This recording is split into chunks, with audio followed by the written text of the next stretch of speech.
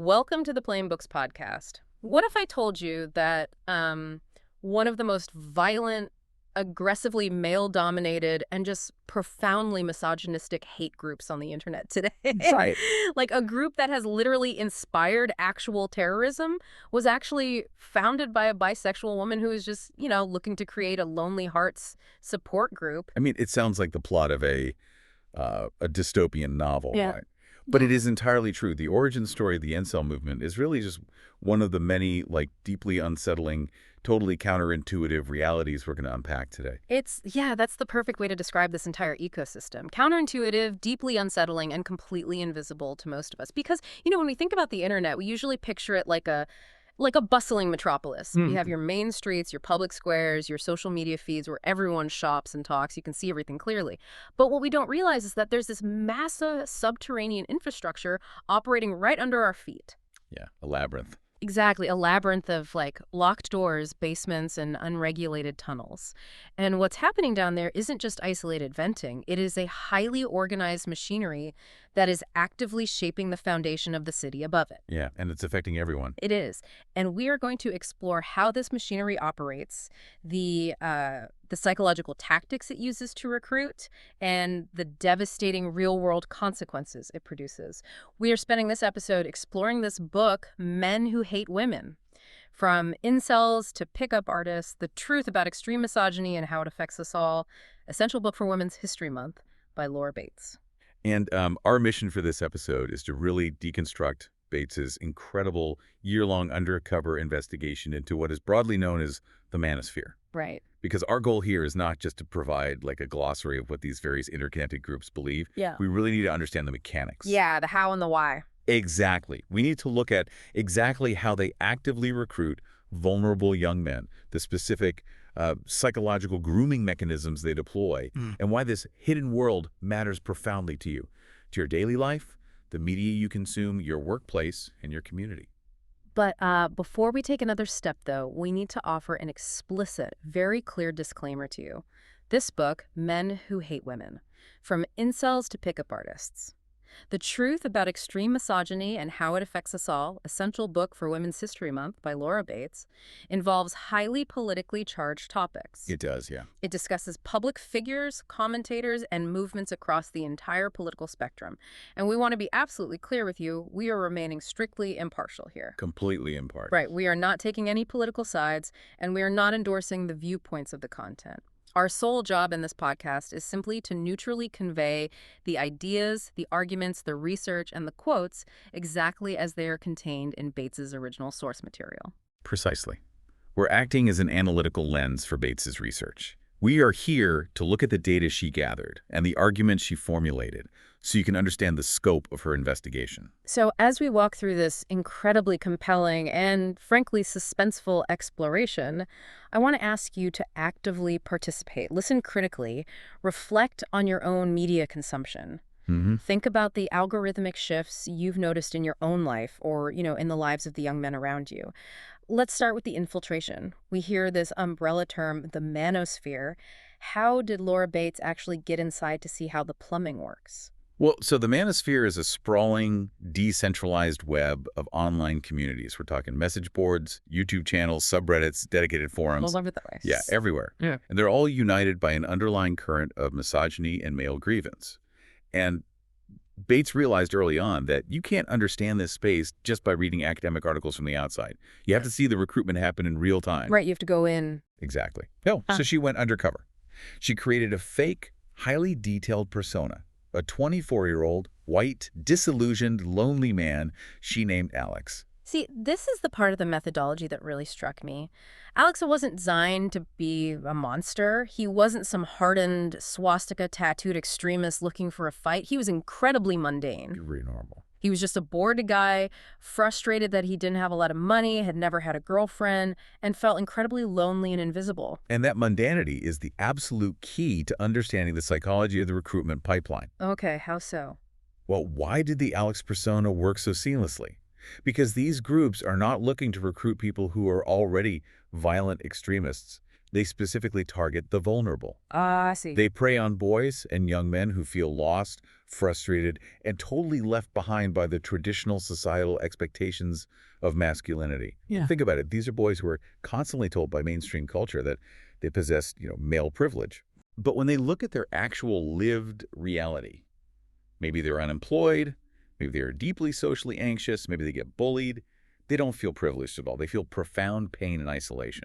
Right, and then Alex goes on to a generic mainstream advice forum and makes a very simple, tame post. He just says, essentially like, I'm single, I'm frustrated, I don't know what I'm doing wrong. Yeah.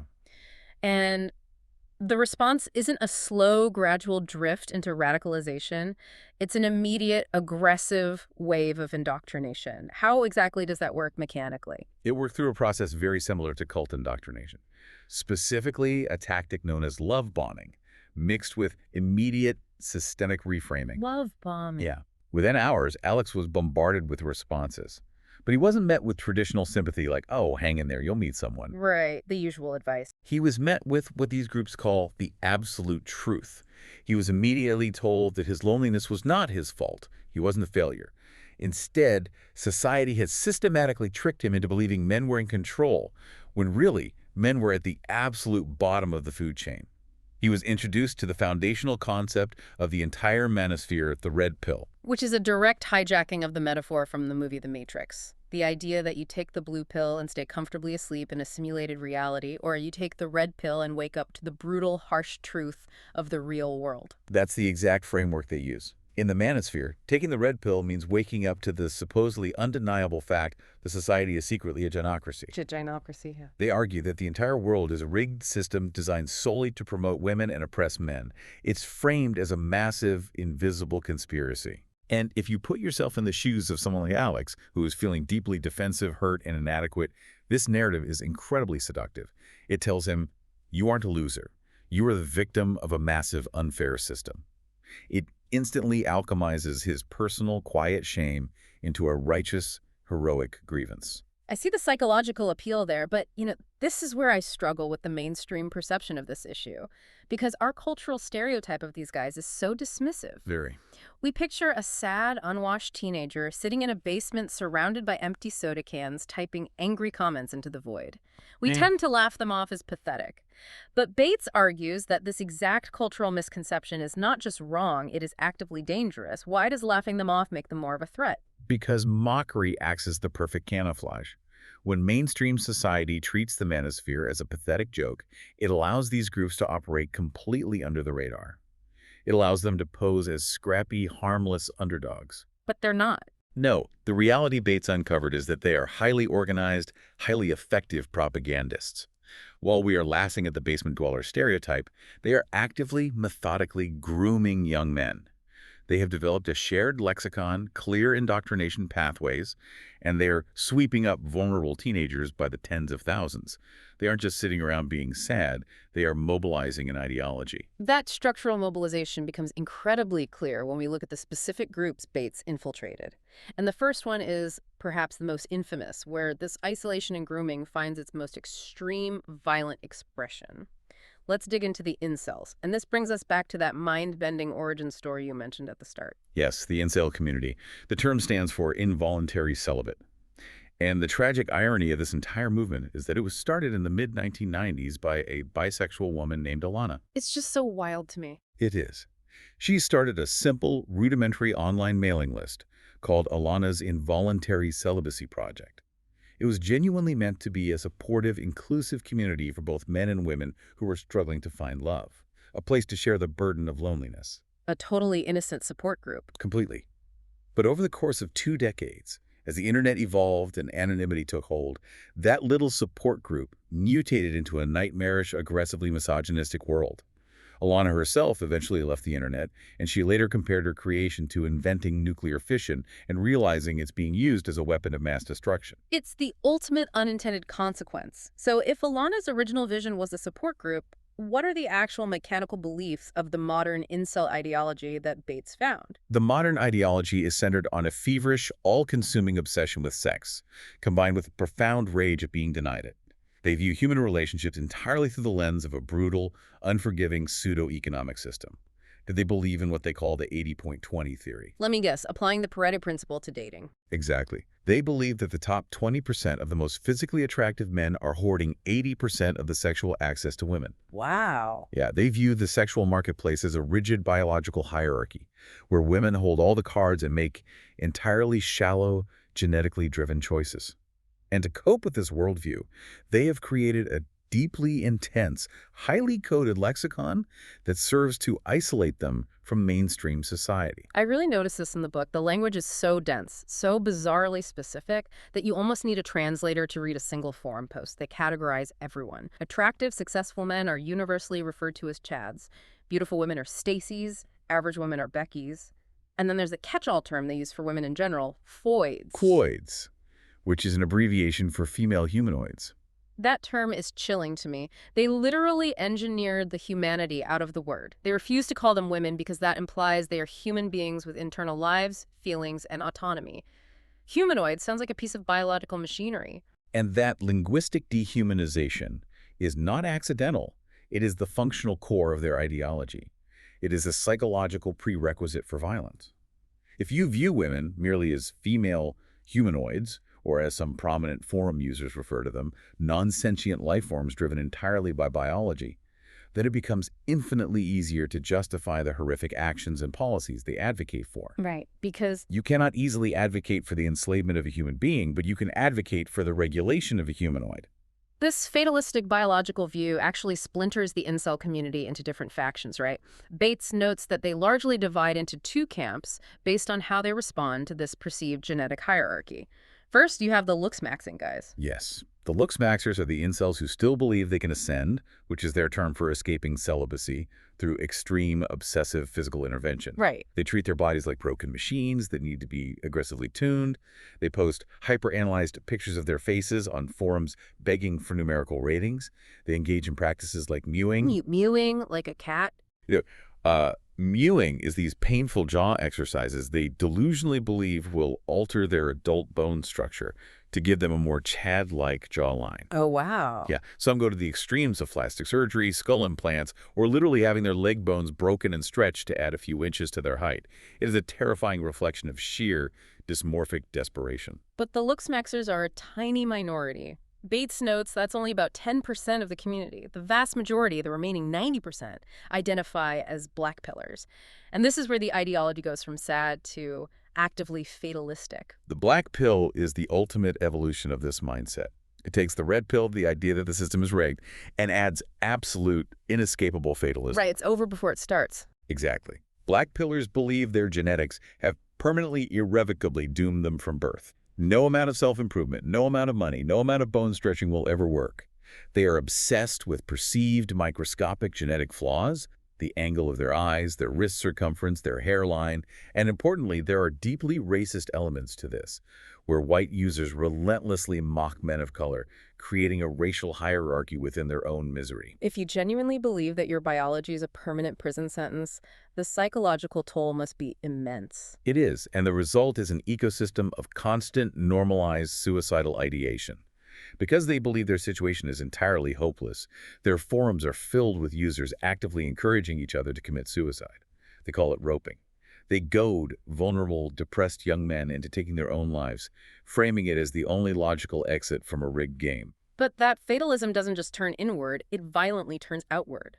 Bates observed a horrifying casualness on these forums around the concept of rape in incels. Incels who decide that since they can't acquire sex willingly, they will just resort to rape. She found massive, highly trafficked threads where users calmly, with clinical detachment, debate the legalization of rape. They argue that because women deny them a basic human need, women deserve to be assaulted. Which brings us to one of the most glaring logical contradictions of the entire movement, and one that requires us to look deeper at the underlying mechanics of their hate. Yes, I really need you to help me untangle this because the math on this ideology does not make sense to me. The incels violently hate women who have sex. They call them roasties, they call them sluts, they view female promiscuity as the downfall of Western civilization. Right. But simultaneously, they violently hate women for not having sex with them. How does a human brain hold both of those completely opposing hatreds at the same time? It seems like an impossible paradox from the outside. But if you look at their foundational logic, it makes a chilling, internally consistent sense. Mm. The core issue for the incel is not actually sex itself. The core issue is women's autonomy. Autonomy, the ability to choose. Mm. Exactly. It is the freedom of a woman to choose who she sleeps with, who she dates, who she ignores.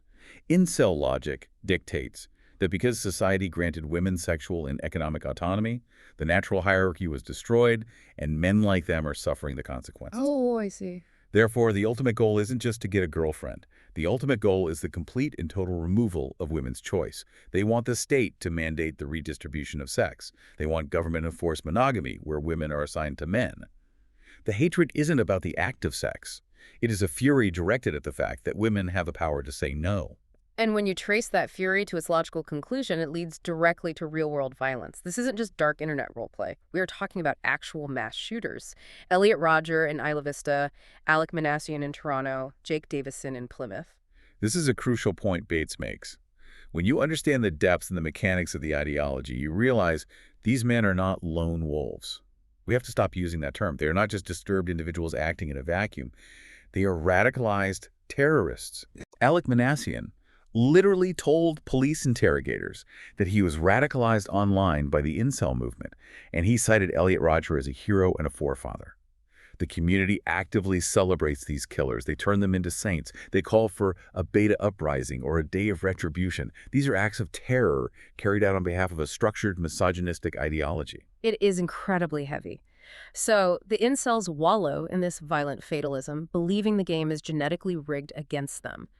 But there is a totally different faction of the manosphere, a group that agrees the system is unfair, but instead of giving up, they believe they can actively manipulate the system to their advantage. Let's shift gears and talk about the pickup artists, or PUAs. This is a fascinating ideological pivot. If incels believe the slot machine of dating is rigged and their response is to want to smash the machine with a hammer, PUAs believe the machine is rigged, but they think they can learn the secret psychological cheat codes to force a payout every single time. And what makes the PUA ecosystem so different is its structure. This isn't a fringe, underground, anonymous forum. This is a highly visible, booming, multi-million-dollar international industry. It operates exactly like a multi-level marketing scheme. Yes. Men are paying thousands, sometimes tens of thousands of dollars to attend weekend boot camps, buy physical books, subscribe to video courses, and go to massive seminars taught by so-called pickup gurus. And what are they actually paying for? When you strip away the marketing, they are paying for instructional manuals on how to manipulate, coerce, and systematically wear down women's boundaries. Just like the incels, the PUA industry heavily relies on the psychological tactic of infantilizing and dehumanizing women. They view women entirely as obstacles in a video game. In their terminology, a woman's refusal, her lack of interest, or her stated boundaries are simply a bitch shield. A big shield. Yeah. And a shield isn't something you respect, it's something you bypass, hack, or break down. Let's unpack the jargon here, because the terminology reveals the mechanics of what they are doing. They target men they refer to as AFC's average frustrated chumps. Right. They teach these guys incredibly bizarre tactics like peacocking, which involves wearing a giant fuzzy hat or black nail polish just to force an interaction. But then it gets into deeply manipulative psychological abuse, like negging. Explain the mechanics of a neg. Negging is a highly calculated tactic. It is delivering a backhanded compliment or an insult that is carefully disguised as an objective observation. The mechanical goal is to artificially lower a woman's self-esteem in real time. So knocking her down a peg. Exactly. If a PUA targets an attractive woman who is confident, he knows she doesn't need his validation. So he delivers a neg, maybe criticizing her posture or telling her her hair looks like she tried a bit too hard. This creates a sudden, jarring insecurity. The psychological mechanism is designed to make her feel slightly off balance, inducing a subconscious desire to seek his approval to regain her social footing. It's creating a problem so you can sell yourself as the solution, and then they escalate to something they call kino, right? Yes, kino escalation. It sounds like a clinical, almost medical term, but what it actually means is aggressively escalating physical contact.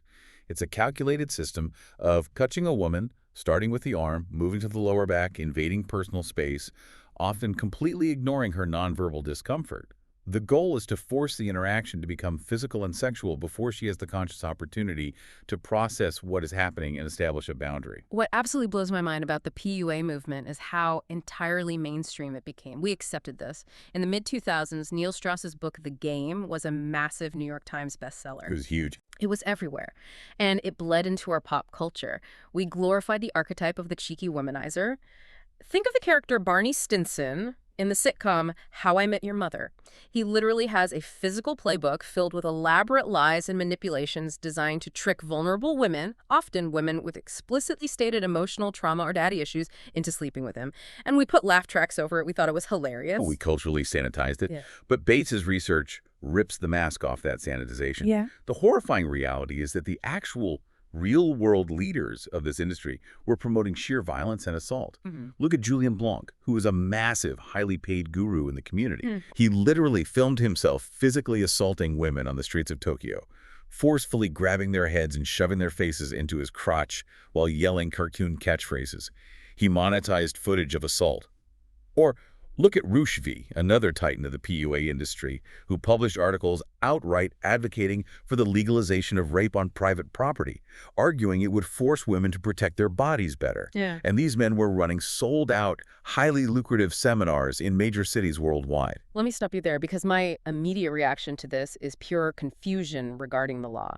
How is this legal? How does a guy who writes an essay advocating for the legalization of rape rent a conference room at a Hilton hotel, set up a website, process major credit cards, and operate completely out in the open? It comes down to a sophisticated corporate strategy of rebranding. Oh, of course. Yeah, the PUA industry acts like a virus mutating to bypass a host's immune system. Whenever there is a massive public backlash, like when Julien Blanc faced international protests and had his visas revoked by several countries, the industry doesn't collapse. It just changes its marketing copy. They scrub the term pickup artists from their websites and rebrand themselves as life coaches, men's social strategists, or transformational healers. It's the ultimate bait and switch. They put a sleek wellness culture label on the exact same toxic bottle. Exactly. They pivot to selling concepts like deep inner work, masculine grounding, or confidence training. They use the language of therapy. But once the credit card clears and the doors to the seminar close, they are teaching the exact same misogynistic, coercive, boundary-breaking tactics. They continue to exploit the same vulnerable, shy men, charging them exorbitant fees, just operating under a more socially acceptable, legally defensible umbrella of self-help. That is incredibly insidious. So we have the incels who have given up and want to destroy the system, and the PUAs who want to manipulate the system to acquire women. But Bates explores yet another branch of the manosphere that has taken a completely different path. Men who have decided to aggressively, structurally avoid women altogether. Let's talk about MGTOW and the MRAs. MGTOW stands for Men Going Their Own Way. If PUAs are obsessed with acquisition, MGTOW is obsessed with total separation. They view women as societal parasites. Parasites. Yes. In their ideology, women contribute absolutely nothing of intellectual or cultural value to society. They simply exist to leech off men's hard work, resources, and emotional stability. To achieve true freedom and self-actualization, MGTOW philosophy dictates that men must completely cut women out of their lives. They advocate for avoiding romantic relationships, avoiding cohabitation, and especially avoiding marriage, which they view as an institution of legalized financial slavery designed to strip men of their assets through divorce courts. It's essentially a separatist movement. And right alongside them in this ideological neighborhood are the MRAs, the men's rights activists.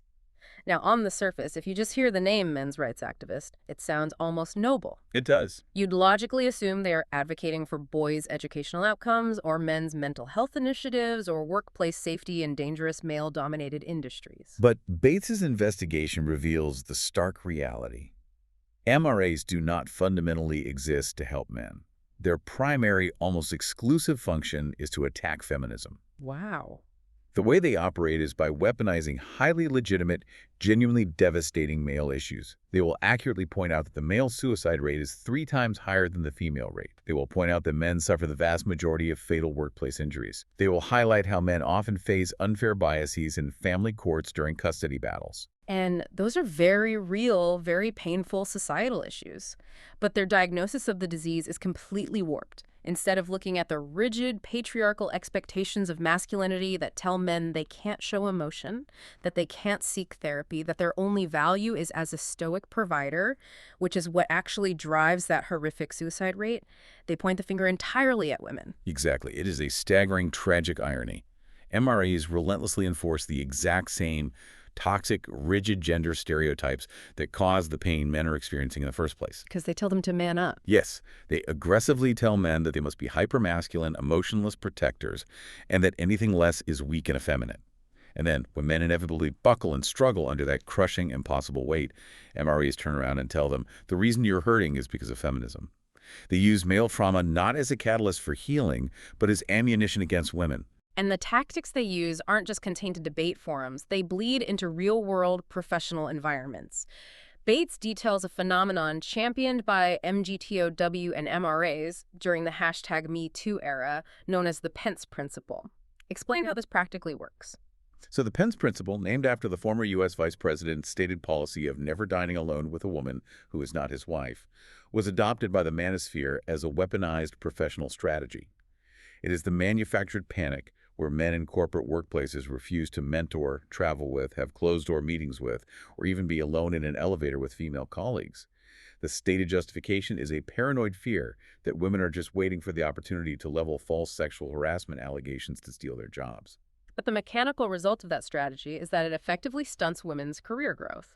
If the male executives refuse to mentor the junior female staff or invite them to the informal networking dinners, those women are professionally isolated and starved of opportunity, all based on a manufactured, paranoid fantasy. MRAs also rely heavily on cherry-picking extreme, highly sensationalized historical cases to paint all women as vindictive. Bates notes how they obsess over the 1993 Lorena Bobbitt case, where she severed her husband's penis.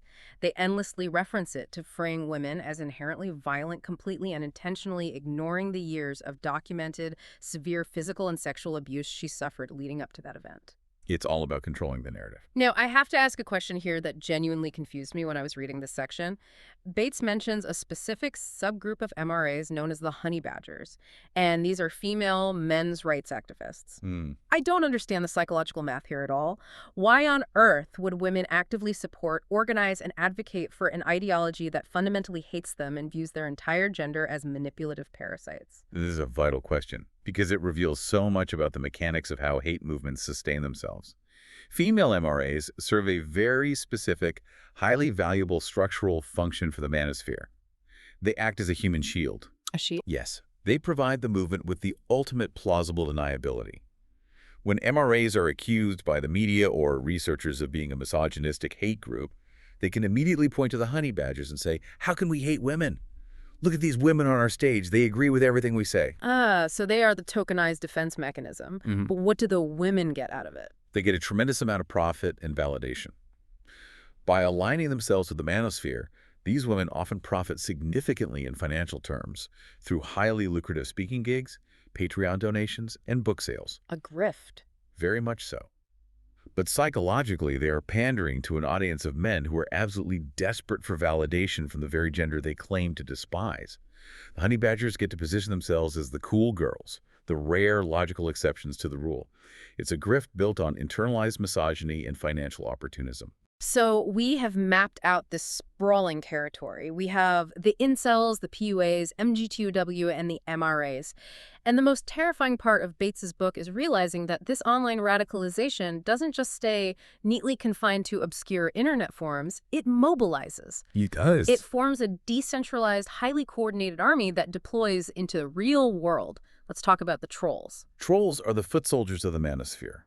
When a woman, especially an outspoken feminist, a female politician, a female journalist, or particularly a woman of color, dares to speak up publicly or dares to enter a traditionally male-dominated space like video game development or sports broadcasting, the manosphere mobilizes its forces. Right. And they use tactics that are designed to inflict maximum psychological and physical terror. Tactics like doxing. For those who don't know, doxing is when this digital mob uncovers and publishes a woman's home address, her private phone number, the names of her children, and the location of their schools online. It strips away all physical security. And doxing is often just the prerequisite for swatting. This is where a troll will call the local police department of the targeted woman, spoofing her phone number, and report a fake, highly volatile hostage situation or a bomb threat at her address. The goal is to weaponize the police force, sending a heavily armed SWAT team to kick down her door in the middle of the night. It is an act of sheer, life-threatening terror. Alongside sending thousands upon thousands of graphic, highly specific death and rape threats to her inbox every hour. The goal is complete silencing. They want to force women out of their homes, drive them off the internet, and destroy their careers. And Bates makes a really incisive, deeply uncomfortable point here about the complicity of the mainstream media in fueling this exact ecosystem. Yes, the media plays a deeply troubling, often unrecognized role in validating the manosphere. In the relentless pursuit of clicks, engagement, and ad revenue, media editors frequently set up false equivalence debates. Oh, I hate these. They take complex, systemic issues of human rights and reduce them to trivialized clickbait questions. They'll host a primetime national debate asking, is wolf whistling actually a compliment? Or has the hashtag #MeToo movement gone too far? By framing fundamental human dignity as a debate with two equally valid sides, they legitimize the abusers. It intentionally attracts these troll armies to the comment sections to drive traffic metrics. The media executives get their ad revenue while completely ignoring the actual systemic violence that women face as a result of normalizing these viewpoints. Which brings us to one of the most important sociological concepts in the book, the shifting of the Overton window. The Overton window. Right. It's the range of policies and discourse that the mainstream public considers socially acceptable at any given time. Bates illustrates how the manosphere operates on a highly effective trickle-down model of radicalization to deliberately move this window. Extreme, violently misogynistic ideas are first incubated on anonymous, fringe incel boards like 4chan. Then, those raw ideas get slightly sanitized and repackaged into pseudo-intellectual arguments by PUAs and MRAs on YouTube. Then, clickbait media platforms amplify those sanitized versions for outrage traffic. And eventually, those once unthinkable fringe ideas reach the debate stages and the lips of mainstream politicians. And as we move into discussing these mainstream political and cultural figures, I want to remind you, our listener, of our explicit commitment to impartial reporting. We are neutrally conveying Laura Bates's specific analysis here exactly as it appears in her book. Yes, just the facts of her research. Right. So Bates points to figures like Steve Bannon, the former political strategist. She argues that Bannon explicitly recognized the manosphere, particularly the massive population of angry, disaffected young men in online gaming communities like Gamergate, as a highly effective, untapped gateway to recruit for alt-right white nationalism.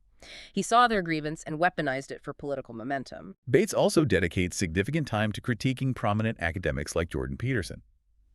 She argues that Peterson's rhetoric effectively dresses up essentialist, highly restrictive gender stereotypes in a veneer of pseudo-intellectualism and what she terms pseudoscience. Okay, right. Bates asserts that by framing patriarchal dominance hierarchies as biological imperatives, like his famous lobster analogy, he provides young men with academic-sounding justifications for traditional oppressive views of women.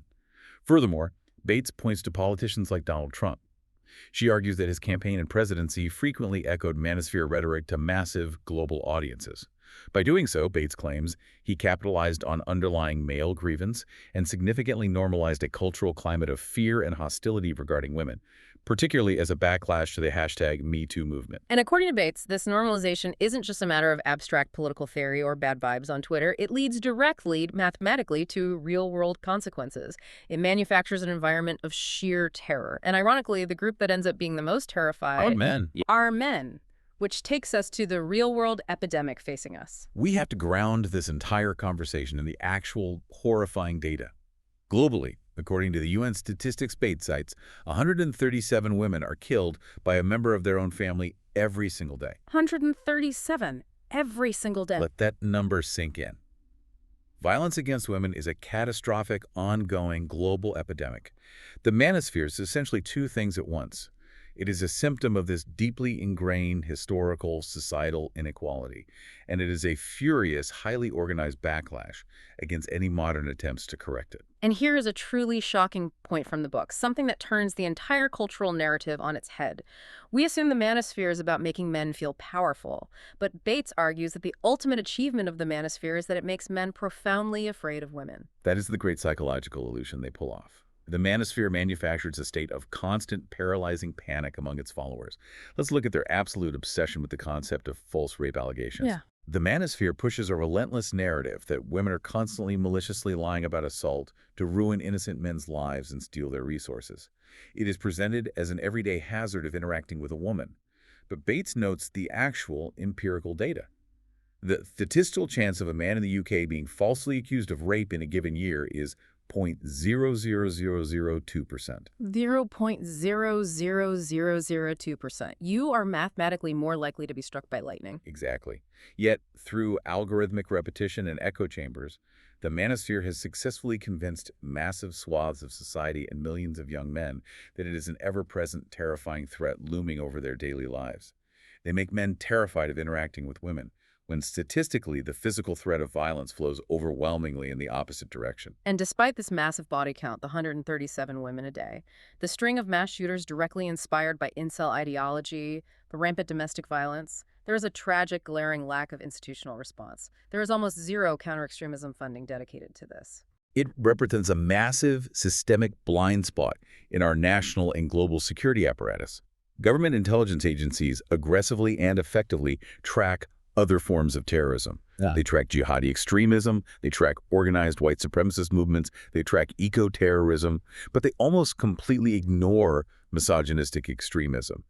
And the reason, Bates argues, is because low-level violence against women is so thoroughly normalized in our culture that we simply fail to register its extreme, organized manifestations as actual terrorism. We just write it off as domestic disputes or troubled loners. So, if the threat is this widespread and the government isn't tracking it or treating it as a radicalization pipeline, where is this recruitment actually happening offline? Where is this ideology reaching the average teenage kid who isn't actively looking for hate groups on the dark web? We are seeing it directly in the classroom. Bates interviewed countless teachers and educators who reported a sudden, shocking shift to their students. They observed 13 and 14-year-old boys suddenly parroting complex MRA statistics and PUA jargon verbatim during class discussions. Oh. And the terrifying part of the mechanics here is that these boys didn't go actively searching for misogynistic hate groups. They didn't type "how to hate women" into Google. Right. The internet brought it to them. It's the algorithms. Precisely. Social media algorithms, particularly the recommendation engine on YouTube, are designed with a single, overriding mechanical goal: maximize watch time to serve more ads. And the algorithm quickly learned that the most effective way to keep a human being staring at a screen is to feed them emotionally outrageous, polarizing content. So, you watch a video game review. Exactly, a harmless video about a game or a fitness tutorial on how to lift weights. When that video ends, the algorithm autoplays a slightly edgier video, maybe a compilation of feminists getting owned. Oh, yeah. If he watches that, the next autoplay is a full-blown MRA lecture.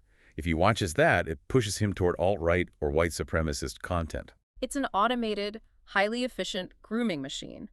These boys are drawn in through the camouflage of edgy humor, meme culture, and the alluring promise of joining a rebellious, anti-establishment counterculture.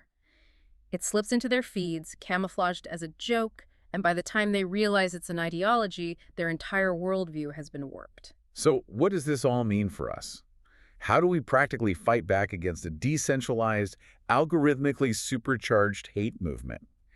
Bates is very clear that our traditional responses do not work. Right, because simply ignoring the problem is exactly what they want. Yeah, the trolls want to be ignored by mainstream authorities so they can operate and recruit in the dark.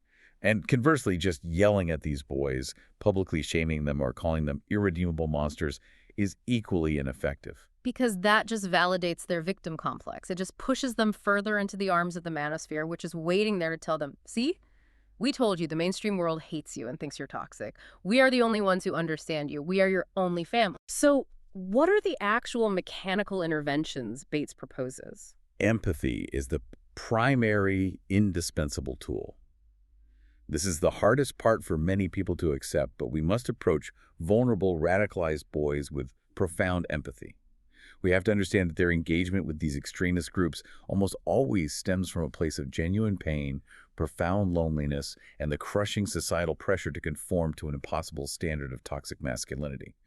We have to offer them an off-ramp. We need to provide a pathway back to mainstream society that doesn't demand they carry the shame of their initial radicalization.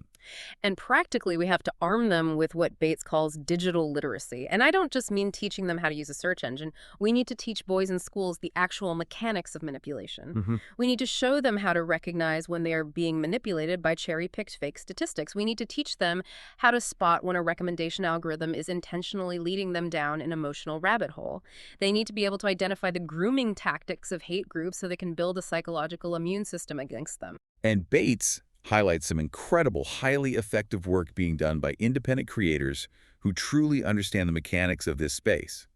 She points to the YouTube creator ContraPoints, run by Natalie Parrott. She's brilliant. Yeah, her approach is brilliant because she understands the aesthetic appeal of the radical right. She uses the alt-right's own edgy, highly produced, neon-lit theatrical aesthetic to capture the attention of young men. But once she has their attention, she uses classical dialectics and rigorous philosophy to meticulously deconstruct and completely debunk manosphere logic. She uses their tools against them. Yes, she doesn't yell at them from a podium. She meets these young men exactly where they are, speaking a visual and cultural language they understand, and successfully de-radicalizes millions of viewers. But relying on brilliant independent creators isn't enough. Systemically, we absolutely must hold massive tech corporations and social media platforms legally and financially accountable for the radicalizing algorithms they knowingly build and profit from.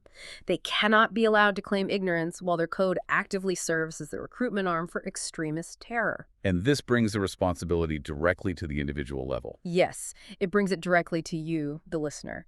We want to explicitly challenge you to take the practical lessons from this podcast and let the ideas in this book actively enhance your life and the lives of the people around you. Don't just absorb this as an interesting sociological study.